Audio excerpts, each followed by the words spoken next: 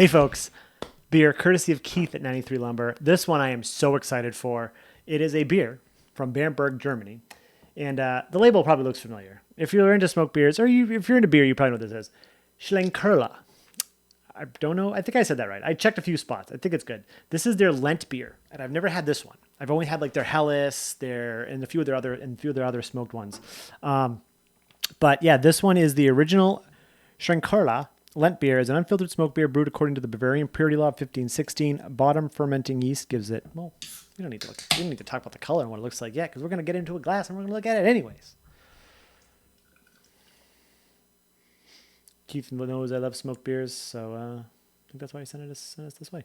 Yep, I feel like I don't. There's a chance I could have had this years ago, but I don't recognize the Lentbeer or the purple label. I recognize obviously this is like iconic, right? Like all the labels are very similar in that sense. 5.9%. So yeah, but Lentbeer is what or Patters beer I think is what the Belgians call it. Is like this is the beer that they kind of their lower ABV beer I think, right? This is when they were fasting, so it kept them nourished. Just read this. Let's just get a dive into the beer first. We'll take a look. Again, the glass, it's really great. It's Randy Rhoads and Cliff Burton, so it's really awesome, but you can't really tell how much head's in there. It's right at the tip. It's right here. So I think it's, looks good. Anyways, it is brown. It's got a reddish hue, dirty, murky water looking. It looks the part. It looks darker on camera, but in person, it's a lighter brown, a little bit of red. You see a little bit of red through the bottom. Let's get a nose. That's the stuff. Big ashy vibes. Kind of there's like a roasty toastiness to it, and then there is that meaty smoke.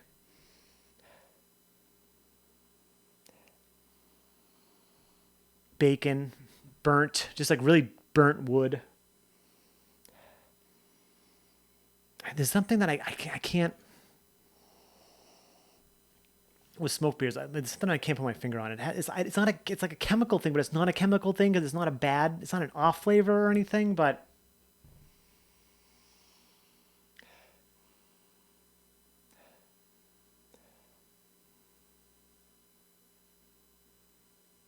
you get that, it's smoked meat, smoked ham bone, smoked bacon. But that roasty toastiness really comes through. A little bit of brown bread. I'm diving in. Cheers. Thank you, Keith, so much. Check out 93 Lumber.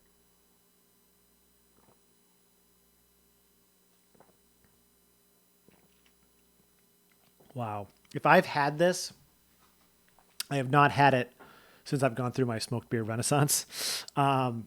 I used to drink a lot of this. Like when I first started getting into craft beer, I was really into it. And then I sort of fell out of smoked beers a little bit. I wouldn't say I fell out. I just didn't buy them as often.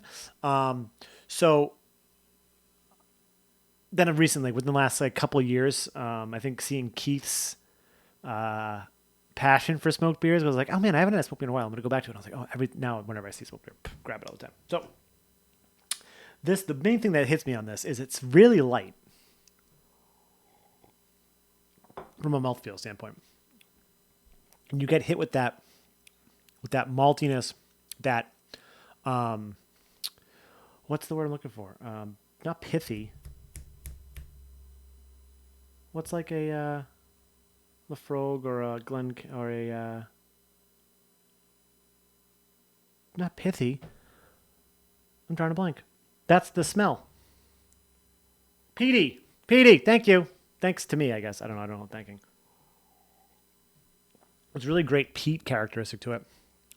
This lovely brown bread, caramel, malted toffee. And the smoke is very balanced compared to the nose. The smoked meat characteristic on the nose doesn't really come through as much on the palate. For 5.9%, it is amazing. So, the historic smoked beer brewery. Fasting was already being practiced by the Romans in ancient times. The Christians adapted the ritual as a 40-day preparation for the Easter celebration. According to the principle, liquida non frangunt eunium, liquids do not break the fast. There you go. The monks in the Middle Age monasteries prepared a richer and more complex beer for the time of Lent. Following this tradition, Schlenker. I'm going to say it different every time. Lentbeer is brewed with a blend of non-smoked pale malt and Schlenkerla smoked malt, served unfiltered and with a higher malt concentration than the classic Marzen smoked beer. The Marzen's really good. It has the Brotzeit, German for afternoon snack, already included, just as the monks would have savored it in the past.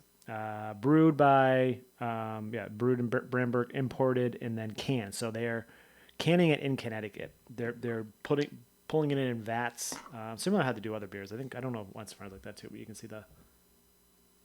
Nope. There you go. Yeah. Damn. Could you imagine not eating for 40 days and just drinking this? Like, you're gonna get the gist of it, right? You're gonna get the flavor profile of actual meat, bread, grains.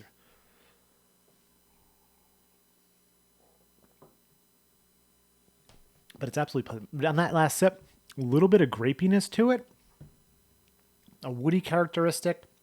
In the mouthfeel, I said it's very light and refreshing in the beginning, but the mouthfeel, it's a little oomph from light, but this overall flavor profile of the beer just gives off a really light like vibe to me.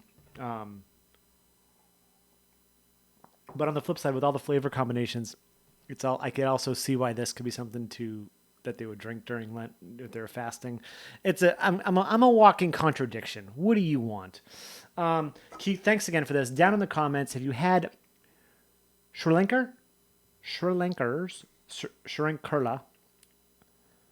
You think of someone that loves smoke beer.